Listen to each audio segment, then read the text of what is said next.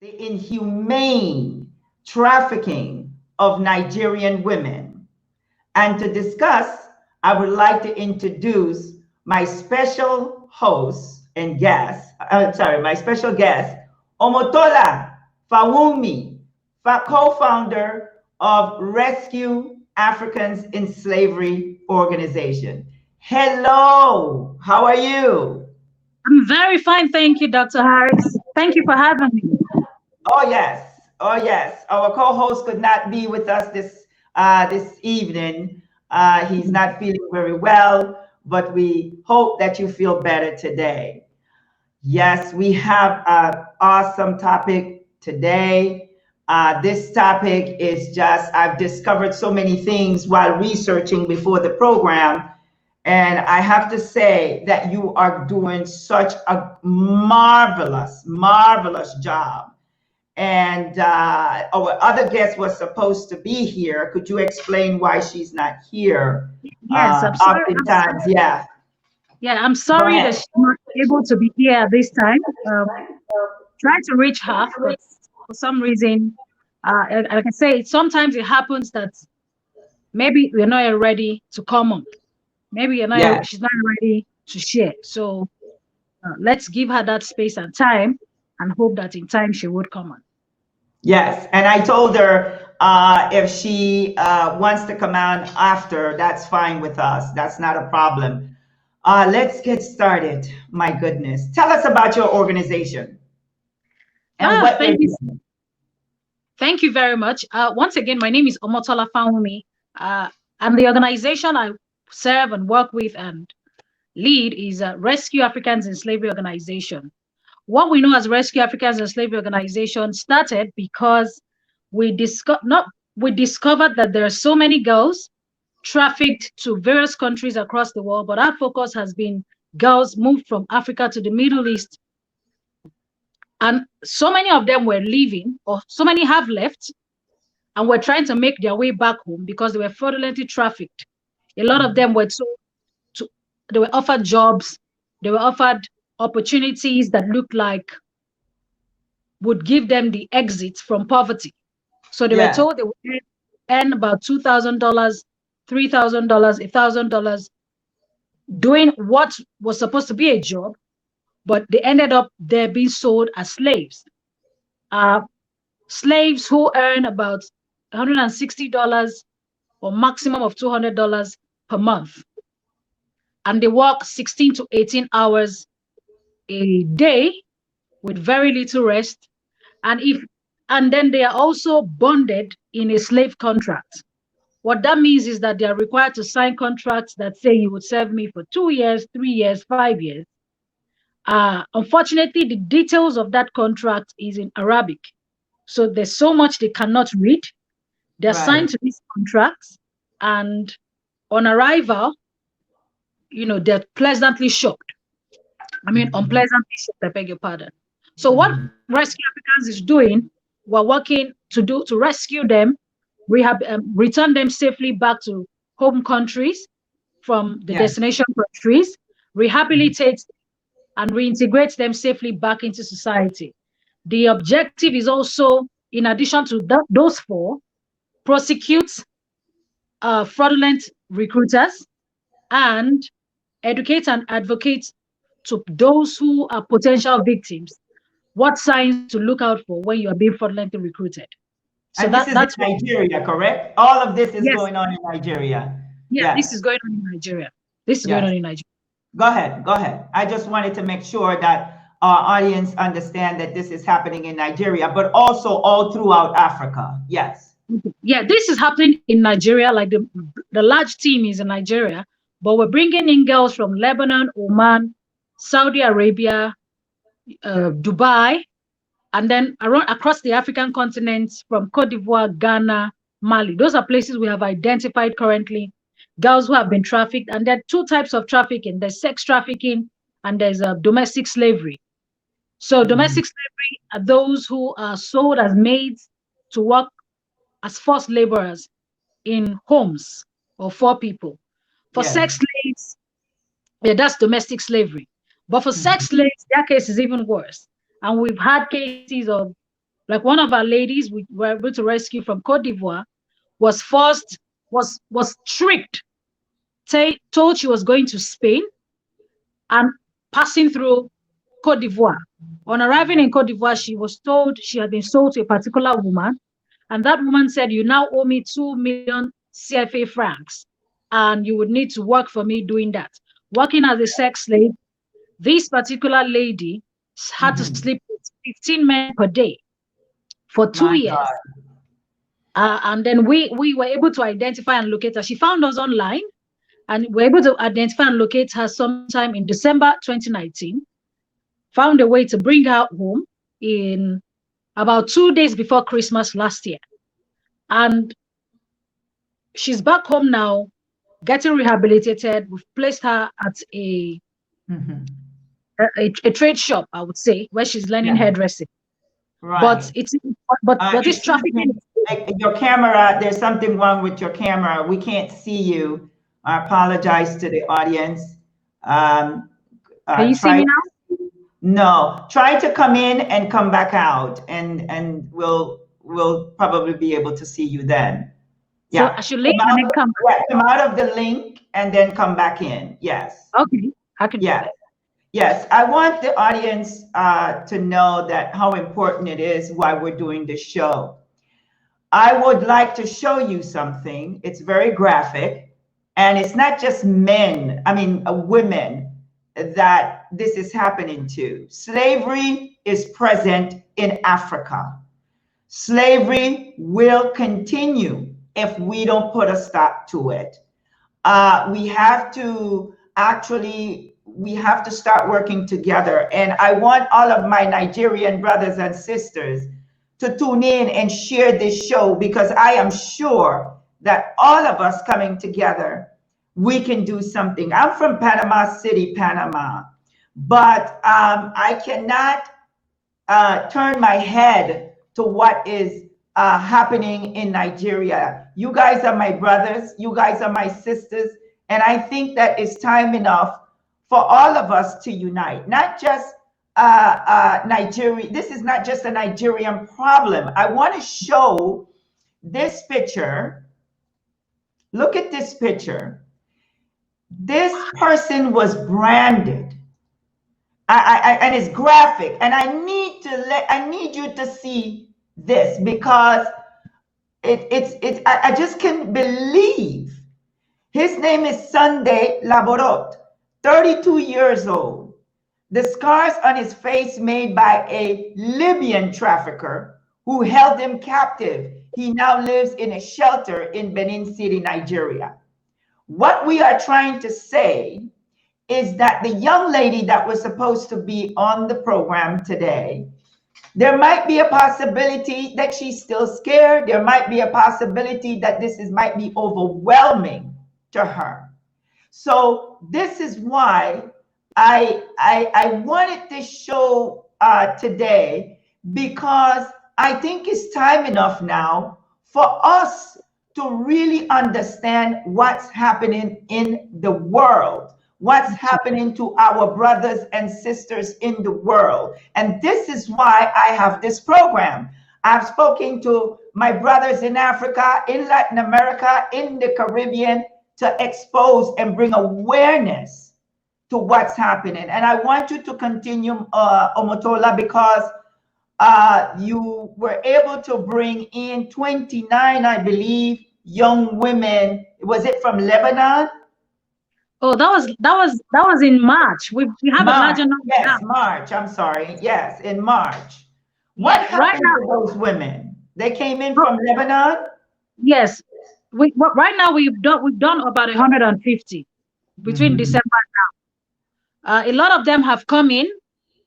Thankfully, thanking also working with the collaboration of so many people. So we had the Lebanese government, the Nigerian embassy in Lebanon, the Ministry of Foreign Affairs in Nigeria, the National, the Committee on Diaspora Matters at the Nigerian House of Assembly, and several other people working together to help us get these girls back home. So it's really, I just want to reiterate what you're saying, that it is really a collective effort if we're going to end this thing. No single organization can do it. And even we as an organization could only do our best.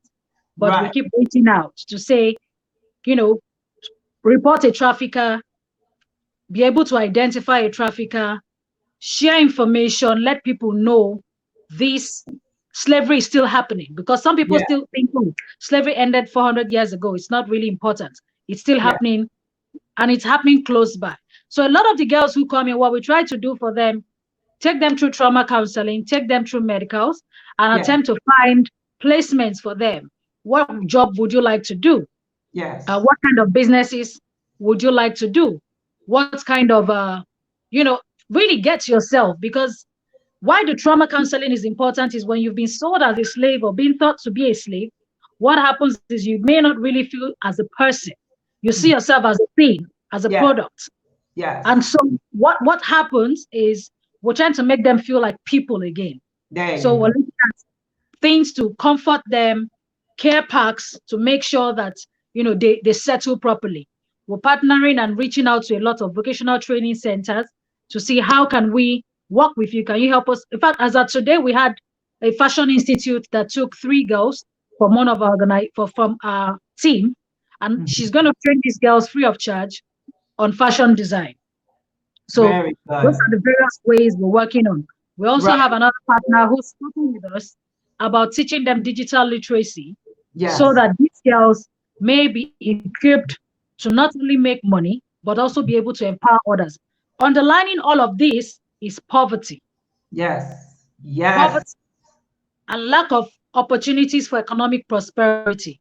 So if Mhm. we can build avenues of economic prosperity back home, our Mhm. mothers, sisters, and friends do not need to travel out in search of economic prosperity and then get enslaved. They get sold every day. As I Yes. speak to you right now, I'm sure there are girls who are getting on a plane, probably Thing going to going. UAE, they're going to Lebanon, they're going to Oman, without any clue what the future holds for them there. So this is why, okay, I saw on Facebook, this is on Facebook now, that they're selling them on Facebook for $1,000, $1,000. Talk about that, because Yes. we don't know this. We don't know what's going on in Africa. Oh my God. So that was a Nigerian lady who was put up for sale by a Lebanese, what I would like to describe as a Lebanese slave trader. And then he put her up for sale on Facebook on Buy and Sell Lebanon, requesting anyone who wanted to buy her pay $1,000. And then thankfully, a lot of people saw this and raised a lot of questions. We also saw it and said, look, this is completely wrong. And the good thing was by raising the awareness, which is the strength of social media, by Yes. raising the awareness, the Nigerian government got involved, and it became a diplomatic issue between both countries. And good thing is the Lebanese government cooperated and identified the trafficker, took that girl, the girl who was put up for sale, returned home to Nigeria 2 weeks ago. She's been returned back to her state. I Mm-hmm. think the person in charge of diaspora in her state came to pick her up when she was returned to Nigeria. So these things are real. Just to let people know, these things are real. People are being put up for sale. And I just wanted to mention also that when people are put up for sale, no, when these offers are presented as job opportunities, they are never put up as slave opportunities. So what a slave opportunity will look like to you with something that says earn 250,000 naira working as a hotel cleaner in Lebanon, or let me say in Dubai. That Right. was the recent one I saw. And Mm-hmm. they say travel fees will be completely covered. You Mm-hmm. only need to pay 10,000 naira processing fees. You see, it sounds too good to be Yes. true. Yes. Because the young lady that was going to be on the show, she attended the University of Ibadan in Nigeria with a Absolutely. psychology and an anthropology degree. But she wants more. I want to talk now about what is Nigeria doing about this.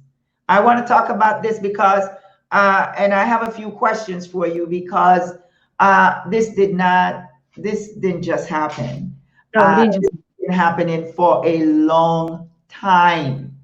And I want to show some pictures to my audience and I had another show of Africans, Latin American children, and just wives and husbands together traveling from Africa, going through to Brazil, and from Brazil, they come all the way to Panama.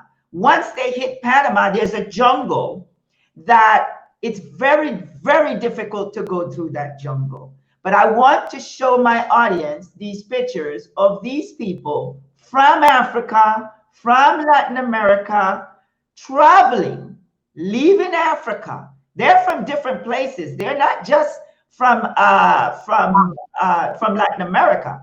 These people are from different places. But you know why they're leaving their countries? There's no opportunities. There is no opportunities, Omotola, in their community. But yet we talk about how this is. Let me show you Nigeria. This is Nigeria.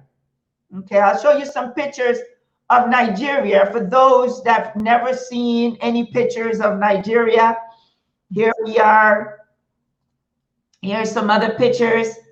Here's some other pictures. This is the situation. People need in their mind, I have to get out of here. I have to go to Europe. I have to do something with my life because I cannot stay here in Nigeria. Then you have the diasporans leaving Nigeria, coming to the United States, getting a wonderful education, which is the most beautiful thing ever. And then there's some that also going to Europe. These are the ones that are struggling even more than the ones that are struggling in the United States. Absolutely. But my thing is this, because you're also living in the United States, correct, Omotola? Yes, please. My thing is this, because when I'm doing these shows, we need solutions. We need solutions to this problem. And those of you that are listening to this show today, I want you to share this information. I want you to share this conversation now that we're having for people to know. And this is not just a Nigerian thing, please. This is an Africa and world thing. Everybody is leaving their country trying to come to the United States. And then once they get here, they see the reality of things. It is not the way we all think it is. When I left Panama and I came to the United States, I had to work hard to get where I am. But if we look at the situation now in Nigeria, it's very difficult. What is the government doing in Nigeria to help you and to help many others that are working on this situation? Thank you very much for that question. That's a very great question. One thing that has come very clear is that there is a dearth of information. So non-profit organizations like us that are working on human trafficking and modern slavery issues need to partner with government agencies to provide relevant information. Yes. We need to partner with the legislative arm of government to make policies and laws that make recruitment or fraudulent recruitment difficult. So one specific thing that the government has done in recent times, and I'm talking as early as May this year, specifically in Lebanon, we said, look, a lot of these girls are leaving. Why is the Lebanese embassy in Nigeria giving them visas? Why are you offering domestic visas? And so one of the high-level negotiations that has happened is that between the Lebanese ambassador and the Nigerian government, there has reached an agreement that there will be no issuance of domestic visas anymore. That was effective May 2020. That's one step ahead. But of course, we can still do more. Manning and policing the airports, which are the exit points. Strengthening and equipping immigrations. An immigration officer, how do you identify a victim of trafficking? What happens when you see a trafficking victim? The person is a first-time passenger, a first-time flyer. The person many times is a bit scared, not quite sure where they are going or how they're going. One thing that's also come clear is that sometimes there is complicity even with immigration officers at the airport. Because when we ran through the data that a lot of our girls provided, one thing that was consistent, one of the questions we asked was, how did you pass through immigration? And they will say, oh, I paid 50,000 naira. Oh, I paid 30,000 naira. My agent said I should have 30,000 naira in cash. Okay. Or 50,000 naira in What cash. is comparison to 1 naira per dollar in the US? How much is that? That's about 50,000. It's a little over about $150. Okay, so the audience can understand. Yes, go ahead. About $150 is what they pay as a bribe to the immigration officials when they pass. So that way they don't look at them, they don't check the necessary things. Right. So, and those are the government agencies who have the power to stop the movements of these people. So you see, this is so sad. This is just too sad for me to listen to, because Felipe Armando, he's asking the question, who are the perpetrators and how are the people captured and enslaved? If you could answer that question. That's a great question. Who are the perpetrators? Perpetrators are pretty much anybody, but one feature is that they are people that you trust. So perpetrators are family members, clerics. You have people you're very close to in the neighborhood who you've probably shared your problem about having an economic disadvantage. And they say, well, that's this opportunity. Yes. I think you will be able to get this done. Now, when that conversation is happening, let me use the case of a cleric. Let me use the case of a cleric. So a woman goes to her pastor and says, things are very difficult for me. Pray for me. I need a job. And then that cleric, she doesn't know, is a trafficker or a recruiter. And he says, would you like to work in Cairo, for example? There are job opportunities there. You'll be able to earn $2,000 or $1,000. Sounds good. So what do they do?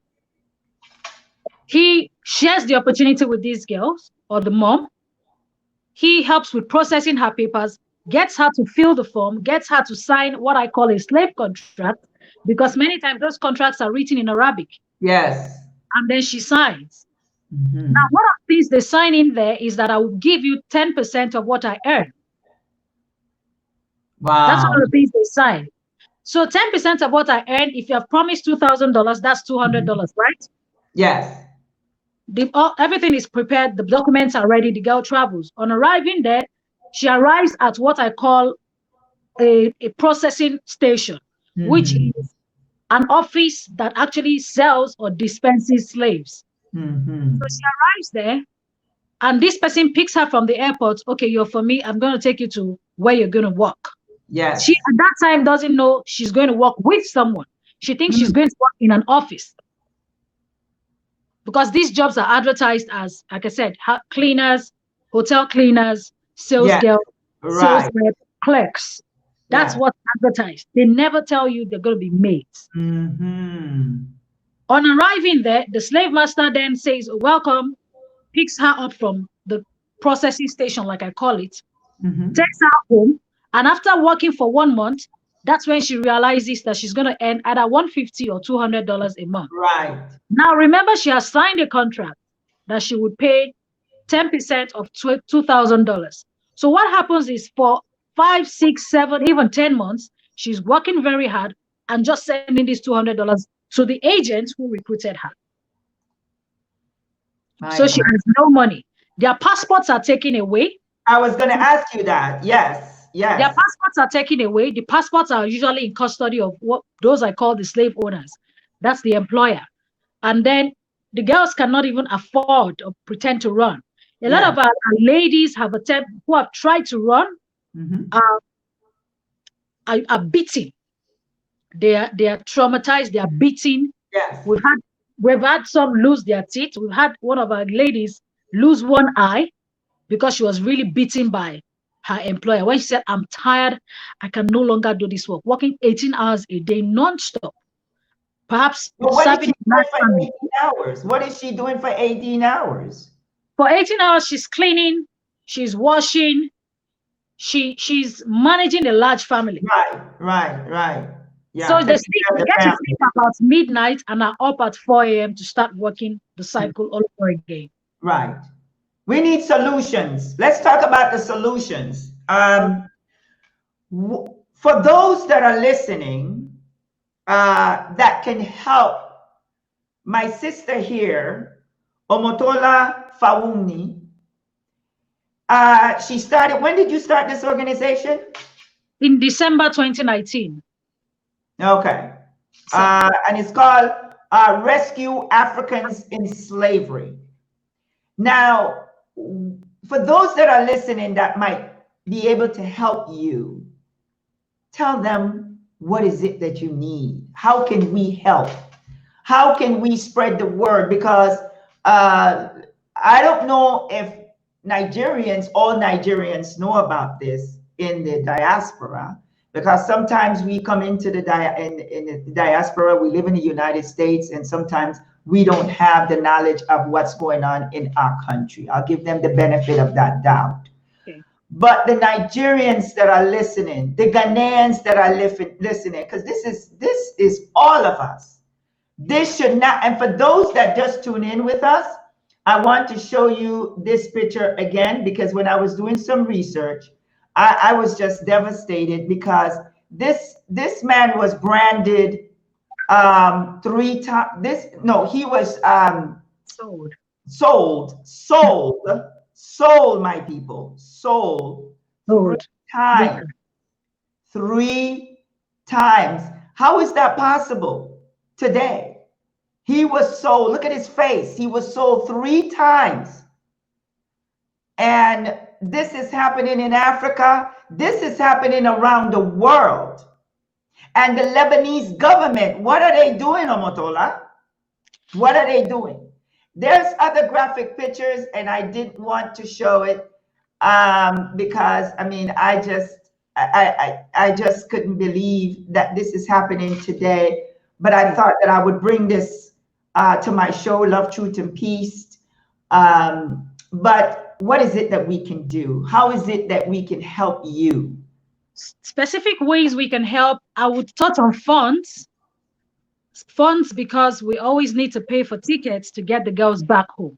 Yes. So if you like to give funds specifically towards tickets, that's one way to help. But getting them home is only one leg of the journey. We're talking all sorts of reintegration. So, I mean, rehabilitation. So sometimes we need to pay for medicals. We need to pay for trauma counseling. We need to make, those are all funds. But what can you do as an individual is even join us as a volunteer and advocate. Let more people know that slavery is still existing, and we need to eliminate slave traders. We need to put a lot of attention on this issue. If more people are discussing it, and I say this as someone who 5 years ago, in spite of my education, was grossly ignorant about the fact that slave trade was still happening. I only got to know about it actively about 5 years ago. So our education may not necessarily provide us with the information that we need, particularly because it is a very organized, informal sector. I say that because sometime in January this year, when we're trying to trap or identify its fraudulent recruitment agent, that agent killed one of our members. So one of our team members died in January trying to track a fraudulent recruiter. She was killed with a machete. And that told me that the volume of money made from this business was so huge that they were willing to take someone's life for it. Right. But the thing is, too, what I've learned to know is that trafficking drugs is also part of it, but trafficking human beings, yes, it's a higher profit because you can take one woman and have men rape her 20 to 25 times a day. Yes. I'm not sure how much they're collecting. Are you aware of how much they're collecting? Some of the girls, did they tell you any of that? Yes, they gave us 1,500. I'm trying to see how to convert that in dollars. That would be less than $10. Less than $10. $10 per rape, Rape, per yes. abuse. Yeah. More like $5 actually. Five, oh, Jesus. $5, yes. Okay. And So, that's why they have to do so many.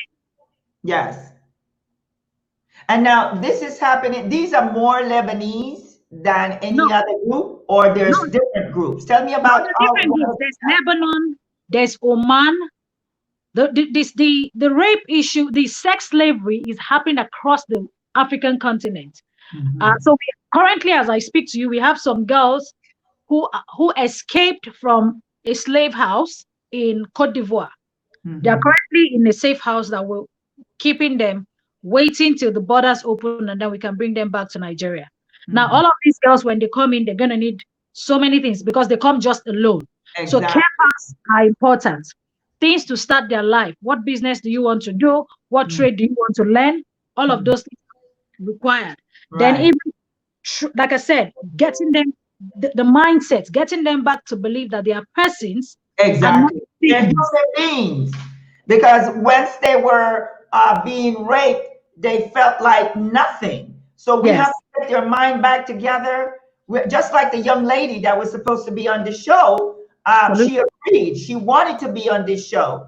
But then at the last minute, something happened, and she probably felt like no. And she's probably still scared. We don't know.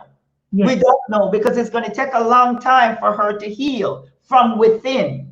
You understand? And this is why I work with women around the world. This is why I work with the children, because this is not just about women. This is about the children. My God. Eh, These, eh, tell me about the children, yes. Omotola. A lot of the women actually leave their children at home. So you don't even know who is raising the children. I give an example.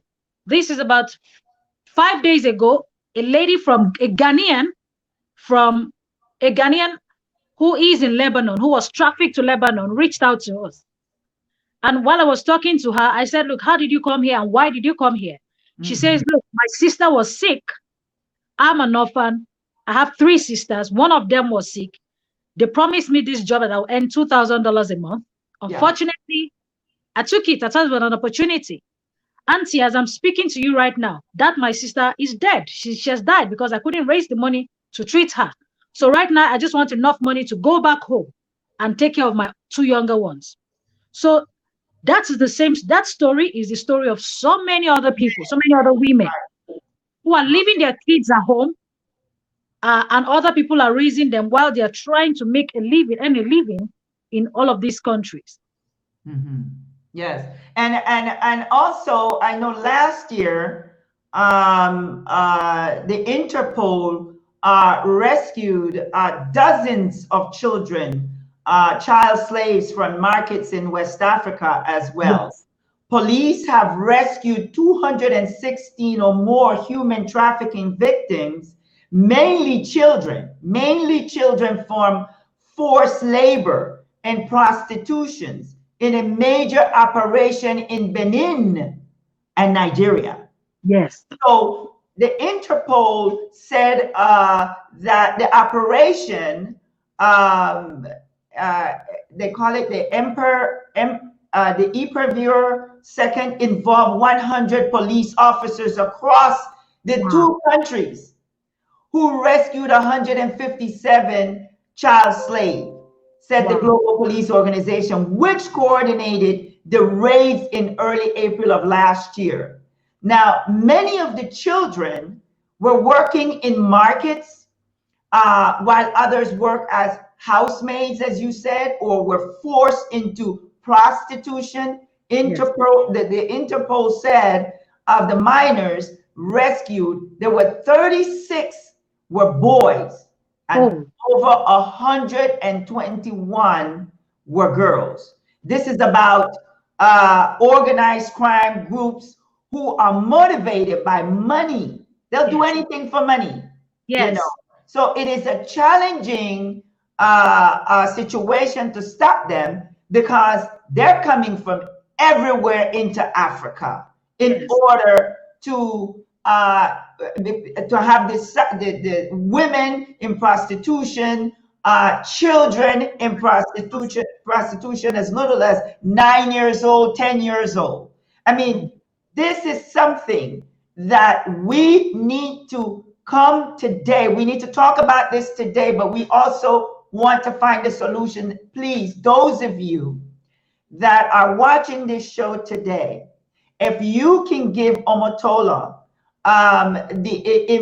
any type of information where we can get help for her, any organization, NGOs that can help her, please pass this information to us right here at this time. And she's also, remember now, how much are the tickets now when you find from Lebanon to it depends, of course, but what is the average? Because sometimes people the average is about 800, between 800 and 1,500 on average. That's the cost of a ticket back home. Dollar, or is that in dollars? Yes, $800 to $1,500. So these young people are being, and women are being, and men are being trafficked through Europe.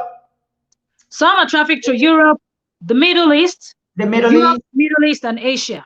Yes, those three. Yes. Yes. Yes. Because I know for a fact that there's a lot of African women in Europe as maids.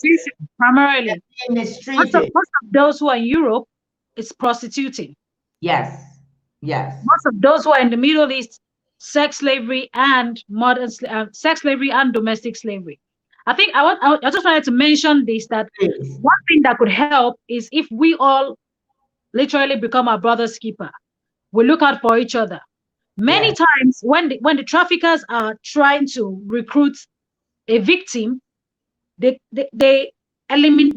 convince the victim not to share information with their closest family members. So they say, look, they don't want you to prosper. So if there's someone around you, someone you know who used to be very boisterous, all of a sudden getting quiet and reserved, please probe further. That person might be a potential victim, and your probing may save that life. Another thing is policing. I mentioned that earlier, of the borders. Yes, we can do better. Airlines, for example, can provide one seat. If every airline is able to provide one seat for a potential of, for a victim of trafficking, it will go a long way. People can donate mileage. Miles. Those are things that can help. That will help reduce the cost of getting them home. When they get home, what ways can you help? We need shelters that serve as transit homes when they arrive. Because some of these girls were sold by family members, so they cannot go home. What we have done so far is to place some of them in, we have host families, people who volunteer to take them in. 3 months, 6 months, 9 months. So we've had to place some of them with host families. But there is so much that a host family can take.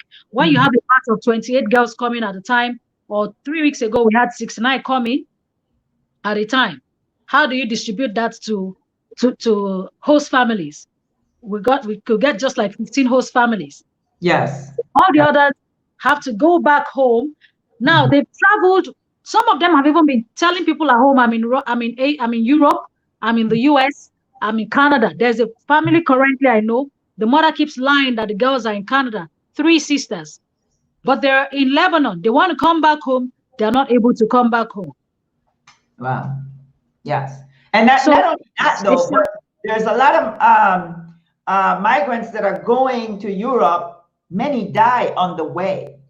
And this is, it's it really, really breaks my heart to see our countries in Africa, in Latin America, in the Caribbean.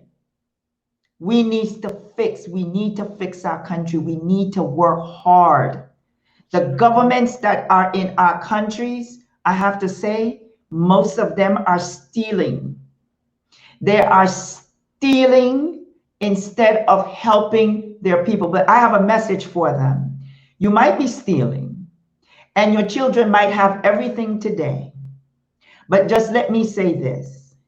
You are not going to be alive for the rest, for the next 50 years or the next 100 years.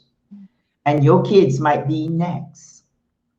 So when we're stealing money from our governments, it's like stealing money. It's like going into your closet and stealing your own shirt. This is not just about you.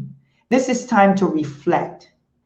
When the coronavirus appeared, I thought about a lot of things. God wants us to come together. And why I thought about a lot of things is because we were quarantined for so many months, right? Yes. And I think now that this is the time for us now to think about not just ourselves, but of the people in your nations, about your neighbor, about your sister and brother. This is not the time anymore to be selfish. This is the time to be selfless. Because how is it possible that you are the president of a nation and you're watching and you're part, some of you are a part of these crimes because you have a police department that's just participating, as you say, Omotola, in immigration and all of these things. Yes. We can fix these things if we all come together. The problem is that if we keep thinking of each other that you, my sister, is from Nigeria and you are not my sister because you were born in Nigeria and I was born in Guatemala and I was born in no, God did not create us this way to feel this way. We were born by God. We are powerful people, but he did not separate us. Man did. When you talk about Africa, why is it that this is just a Nigerian problem? This should be an African problem. This should be a Panamanian problem. This should be a Caribbean problem. This is our problem. And if we do not understand that, all of us are going to continue to suffer. I just had a show on Monday with the natives in Panama. There are six groups of the natives. And the only reason that they're separated is because of their culture. Okay? This is what I proposed to them. It is time for all of you to come together. But I did not just propose that. I am going to work with them. I am going to let them know that when a president comes every 5 years, it's not one or two that they're coming to. They're coming to all of them. Because with unity, there's so much that we can do. When we are separated, and it was by design that we are separated, Africa shouldn't have borders. It have borders because of the colonializers. Nigeria, Ghana, Libya, South Africa, you shouldn't have borders. Your colonializers created that and you stayed with that and you think you're all different. No, you're not. Because the pain is going through the whole of Africa, the whole of Latin America, and the world. So what I'm saying to everyone that are listening to this program, I am suggesting now, put your flags down. Stop talking about how proud you are of your flags and take a look around you and see what's happening. This is why I had Omotola come to this program, because I want you to see this is about humanity. This has nothing to do with the color of your skin. This is about humanity, Omotola, because our children are being raped. Our children are being sacrificed right here in the United States. Our children are suffering over and over, and we are watching and we're not doing anything. So what I'm suggesting to all of you, Ghanaians, Nigerians, South Africans, take the flag down. Those are not your flags. It was given to you. All those monuments around you, it was put there by design for you to never forget who colonialized you.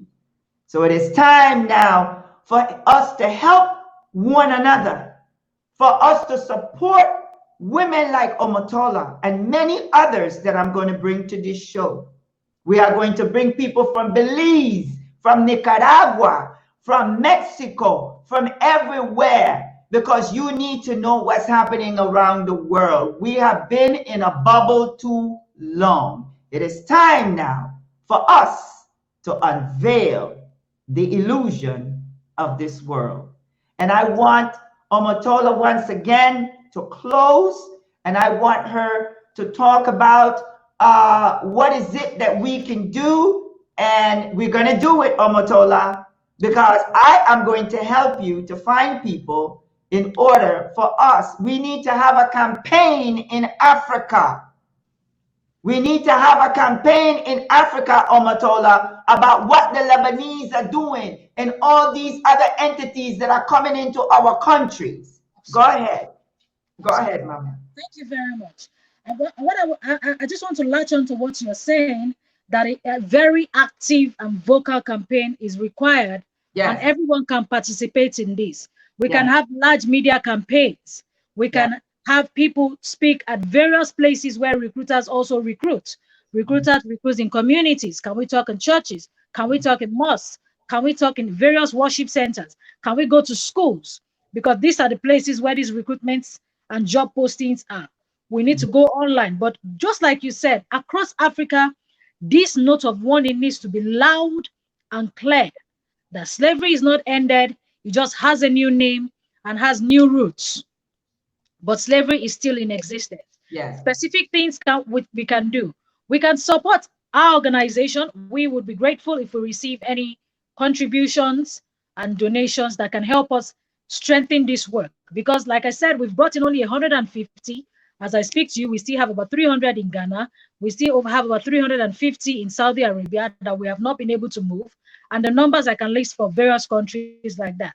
So what numbers we have brought in this short time is still a tiny portion of the volume of work that is still left undone.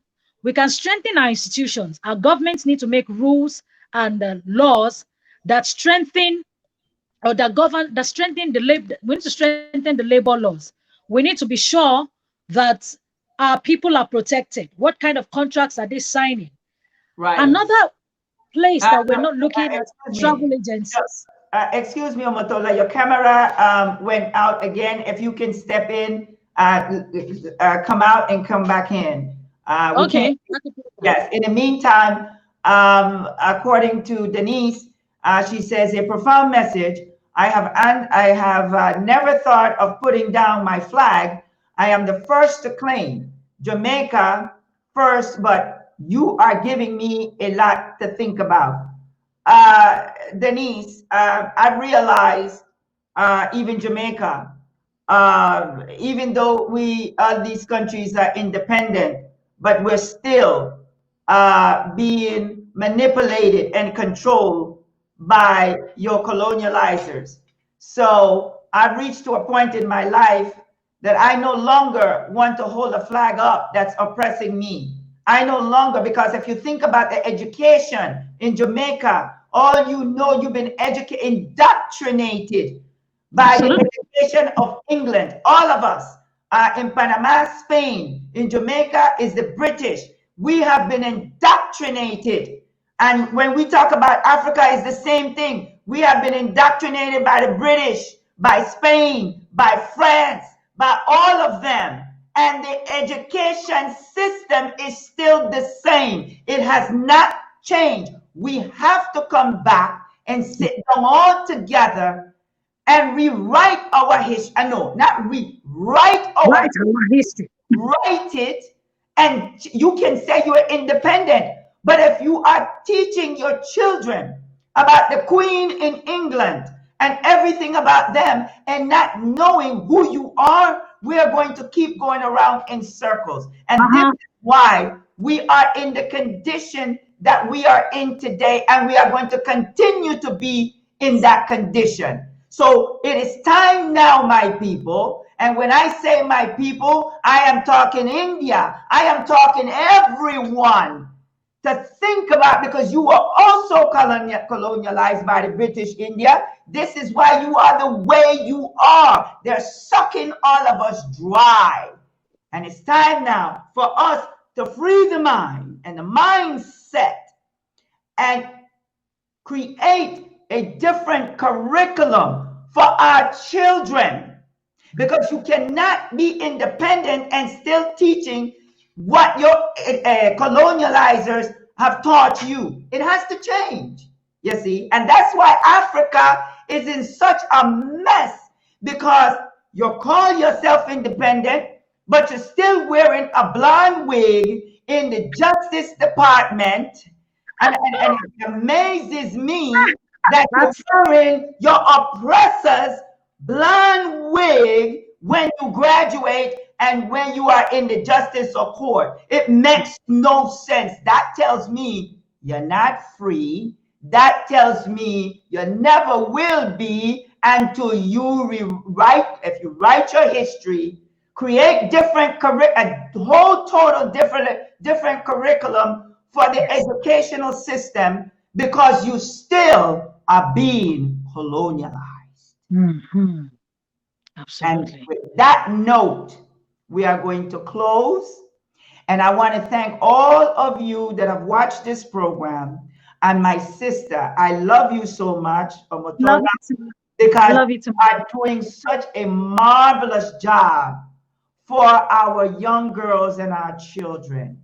So I want to even mention to the organizations that's out there, even if you can provide whatever you can donate, and if it's not money, you can donate your services. We have a lot. I have a lot of friends that I'm going to be talking to, my colleagues, that if they can donate their services to these young girls, because I am definitely going to do it.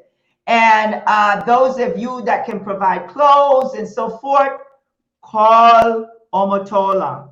Her information, let's put her information up, because it's important that they get your information, Omotola. Yes, ma'am. And this is her organization. Hold on for a second. And going to close it right now, Omatola. Going to close it while I'm looking for your information. Go ahead. I Okay, know so we said that before, but we're going to no, say it's okay. it again. It's okay. It's okay. It's okay. So seriously, I want to thank everyone who watched the show. I want to thank everyone who's taking time to listen from the beginning to the end. You have come here because this subject matter is very important to you. Slavery is real. Help us to fight it. Help us end modern slavery. Help us, eliminate the chains of human trafficking, and let us collectively be free. Like we said, everything about this Yes, is really about rescuing people and granting them a chance to freedom, giving yes. them opportunity for dignity. I don't Mhm. do this alone. We have a large army of volunteers, large army of associates, a lot of my friends, my people who will do this together. And Right, it's because of those people that we are able to make so much traction. We have people working as case managers for the girls, checking on them, following up. You could volunteer as one. Sometimes you could act as a mentor too. So there are various ways you could partner with us. We're open that's to right. so as many opportunities as possible. I'll be happy to receive any contributions. And if you think, oh, how can we do this better? Please send an email as well. We'll be Yeah, happy to work on that. yes. That's very good. You just don't know. I really appreciate you. And there's so many people here on the line that I know they're going to help you. I want to show, I was able to pull up, I think yeah, I'm trying to get this picture of the young ladies that came back Okay. yes, the work that I'm telling you, the work that you're doing, my God, is just amazing. And you are a blessing in disguise. You know, it's funny, God give us this is your purpose, my darling. This is your purpose. And there's some other comments that people, Gordon, Oliver, look, Felipe saying thank you. There are many. Thank you so much, guys, for tuning in today. I wasn't able to get that picture, but I will post a picture with what you are doing at a later time. Thank you so much. We love you, and we're going to continue to work together. Mhm. Definitely. And I'm going to have you come back on the show again because we need to get some of the girls on the show. I know it's very difficult for them to be here, but I need them to encourage other girls that when they come to you, that these are not just things that you accept. Think about it, but because there's no campaign, no, Yes. don't know about it. It's a secret thing because you mentioned that some of the girls that comes back, they don't want people to know that they have been in this situation, that they have been raped, that they have been abused. But we have to create the campaign. Those of you that are listening, please call me or you can call Omotola and see how we can start a campaign in Africa to protect our children. Thank you, everyone, for watching my show. And I thank you, my love. I Thank love you. you, girl. I just love for what you are doing. You are amazing. Isn't she, people?